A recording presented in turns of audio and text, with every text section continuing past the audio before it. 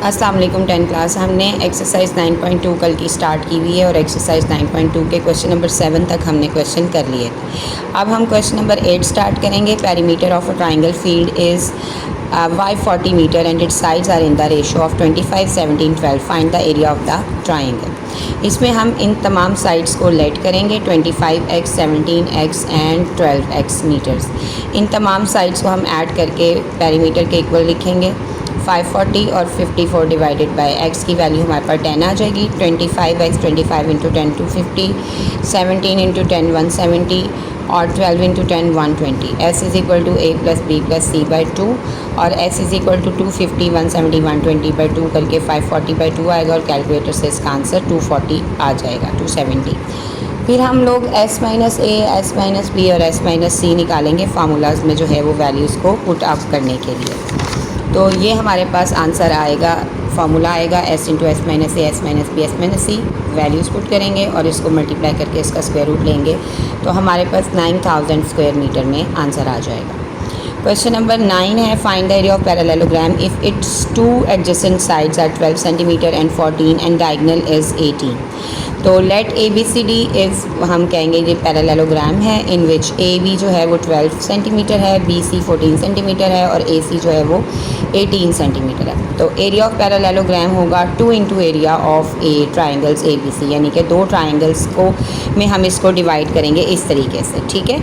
तो हम ए साइड लेंगे 18, बी साइड लेंगे 14 और सी साइड लेंगे हम 12। ये हम formula s is equal to a plus B plus C by 2 लगाएंगे। इसमें वैल्यूज़ पुट अप करेंगे तो हमारे पास जो है वो 44 बाई 2 आएगा और s की वैल्यू हमारे पास 22 आ जाएगी। फिर हम s minus a, s minus b, s minus c की वैल्यूज़ निकालेंगे और एरिया ऑफ ट्राइंगल का फार्मूला लगाएंगे s into s minus a, s minus b, s minus c. Values put up करेंगे 8 into under root 110 square metre, answer हमारे पास आ जाएगा। Area of triangle A C D is equal to area of triangle A B C, यानी कि दोनों triangles जो हैं वो सेम हैं एरियाज़ में, तो दोनों के एरियाज़ भी सेम हो जाएंगे। एरिया ऑफ पैरेललोग्राम आ जाएगा, हम इन दोनों जो इक्वेशंस हैं इनको हम ऐड कर देंगे और 16 अंडर रूट 110 जो है वो स्क्वायर मीटर में हमारे पास आंसर आ जाएगा। ठीक है जी। इस तरह से अब हम क्वेश्चन नंबर 10 की तरफ आते हैं। क्वेश्चन नंबर 10 में हमने find the area of the following washers where whose external and internal diameters are 15 and 13। तो वॉशर्स जो होती हैं वो हमारे पास सर्कुलर फॉर्म में होती हैं, ठीक है। तो उनके डायमीटर्स जो हैं वो हमें गिवन है, ठीक है। एक्सटर्नल डायमीटर 15 बाई 2 आ जाएगा क्योंकि हमारे पास जो डायमीटर है वो 15 दिया हुआ है, ठीक है। और इंटरनल जो है वो 13 बाई 2 आ जाएगा।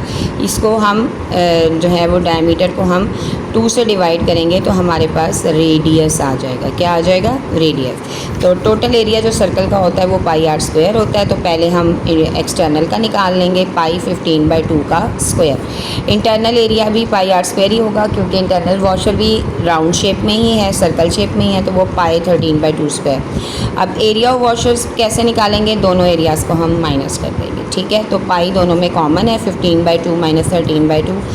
पाई की वैल्यू 22 बाई 7 होती है, 225 बाई 4, 15 का स्क्वायर और 2 का स्क्वायर। इस तरह 13 का स्क्वायर और 2 का स्क्वायर हमारे पास आ जाएगा।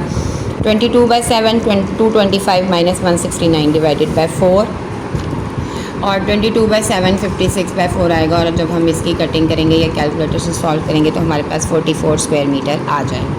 इसके जो पार्ट 2 एंड 3 हैं इस क्वेश्चन के, ये बिल्कुल क्वेश्चन नंबर इसके पार्ट 1 की तरह ही हैं, तो ये आपने जो है वो होमवर्क में डन कर लेने हैं, ठीक है।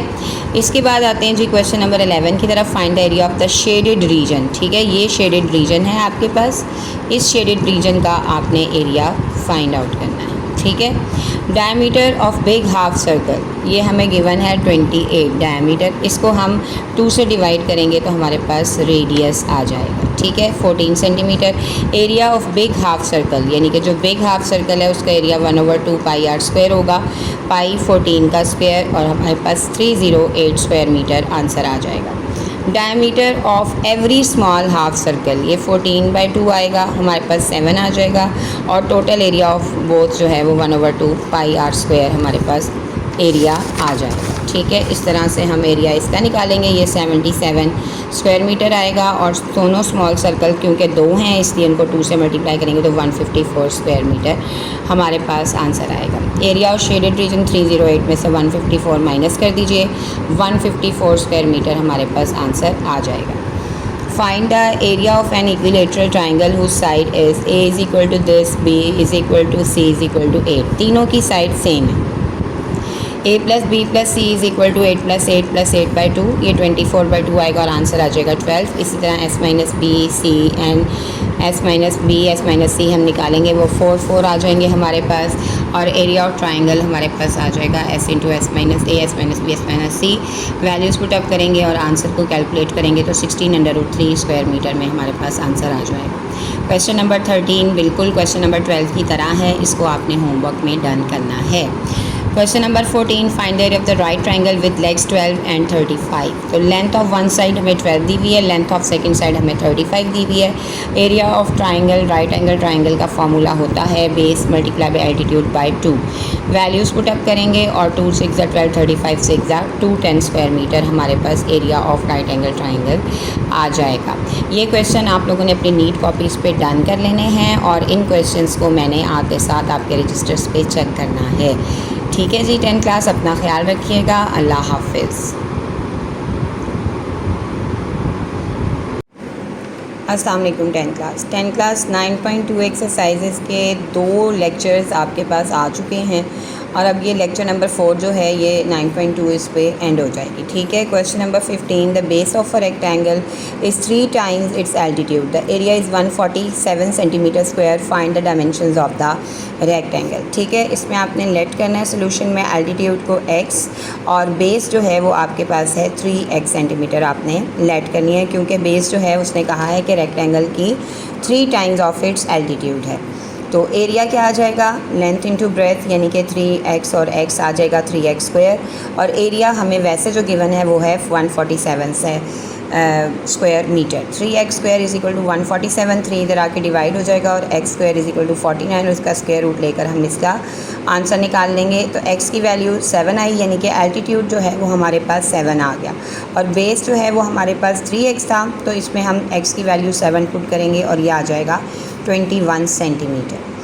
Question number 16 find the base of the parallelogram whose altitude is 18 centimetre and whose area is 3 metre square. Length of altitude हमें 18 दी हुई है और एरिया हमें 3 स्क्वायर मीटर दिया हुआ है। ठीक है जी, तो एरिया जो है उसको हम 100 मल्टीप्लाई बाई 100 करेंगे सेंटीमीटर में कन्वर्ट करने के लिए। लेंथ ऑफ बेस का फॉर्मूला एरिया ओवर एल्टीट्यूड होता है और एरिया हमारे पास है 3 multiply by 100 multiply by 100 divided by 18 और 5000 डिवाइडेड बाई 3 आ जाएगा जब हम इसे कैलकुलेट करेंगे और लेंथ ऑफ बेस डिवाइड करके इसको आंसर आ जाएगा 1,666.67 सेंटीमीटर।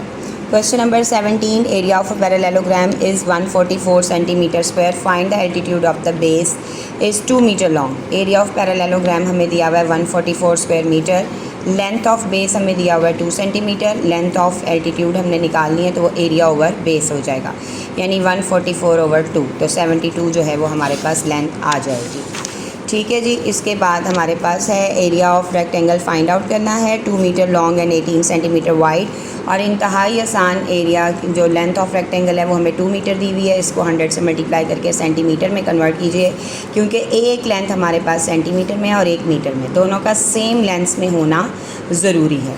विड्थ जो है वो हमारे पास 18 सेंटीमीटर आ जाएगी और एरिया आ जाएगा लेंथ इंटू विड्थ यानी कि 200 multiply by 18 3600 square metre. Question number 19 the area of equilateral triangle is 403 centimetre square, find the length.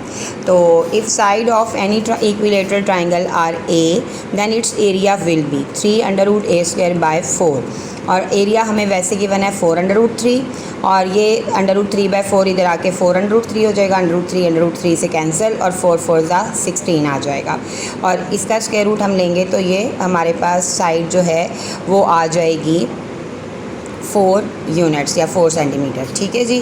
तो this is the end of your exercise 9.2। आपने इसको रजिस्टर्स पे नोट कर लेना है। आते साथ मैंने आप लोगों के रजिस्टर्स चेक करने हैं और ये क्वेश्चन मैंने आपको दोबारा नहीं करवाने। ठीक है जी।